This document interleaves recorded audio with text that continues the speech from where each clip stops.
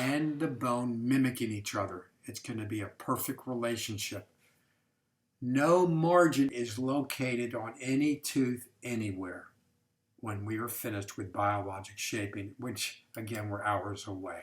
So we're doing this case together, and all my cases must have cores where needed and provisionals. I have to have provisionals. I can't treat an old crown. It's impossible.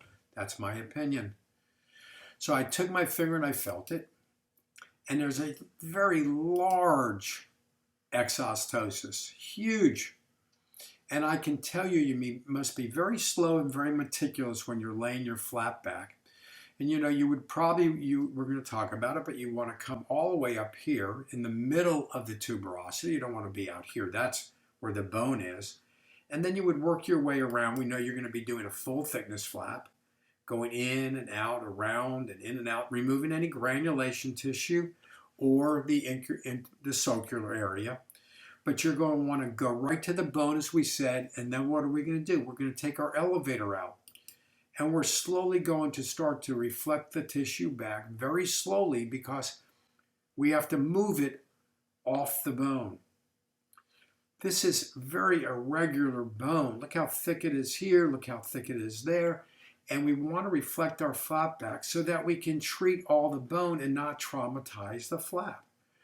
So I'm going to push the flap back so I can treat the bone, but I still want to keep the periosteum maybe even 10 millimeters higher so I can suture to it.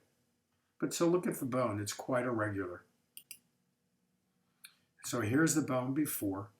And notice we have shoulders.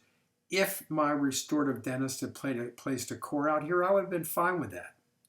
But because they're so close to the bifurcation, I'm going to tend to want to remove these shoulders. And again, when we talk about biologic shaping, it's going to be much more than just whittling on the tooth, and you're going to see why. But so we've done our massive osseous surgery, and our flap is sleeping. You don't even see it. We did our osseous, we did our tooth, removing all irregularities, and we created a parabolic architecture. We also removed these shoulders. And as long as the dentist places a chamfer margin when I'm finished, it won't matter. We will have no pulpal involvement, we'll have nothing. Notice how all the tissue is gone from the distal. We'll replace it, it's in the flap right now. But remember that big area of bone? It's all gone. See how far the bone came out here? It's gone. See, now it comes back and follows the proper contours.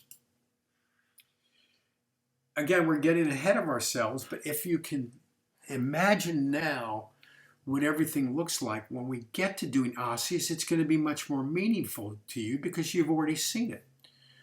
I like to use a diamond round burr, a number 6 diamond round burr. If you've been doing osseous surgery for 10, 15, or 20 years, you could use a carbide burr, but I can tell you, when you first start out, a carbide burr is way too aggressive, and you can really destroy the bone with it. So my recommendation is to use diamond burrs. Again, a lot of you all that probably are looking at this have used carbide burrs for years, and I have no problem, but they can really ditch the bone. And if you have a large marrow space and you hit it, you can take a carbide burr right through the hole that's the marrow space and hit the root. So that's what I use. I would recommend everyone use it.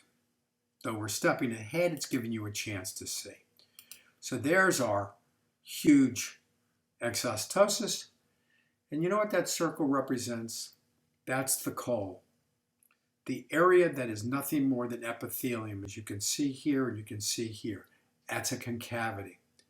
You cannot keep that. It's impossible. Because when you make your incisions going as far as you can, you're only going to be able to keep to here from this far from the lingual to the buccal and this far from the buccal to the lingual, which is fine. You don't have to worry. You'll get as close to primary closure as you could get.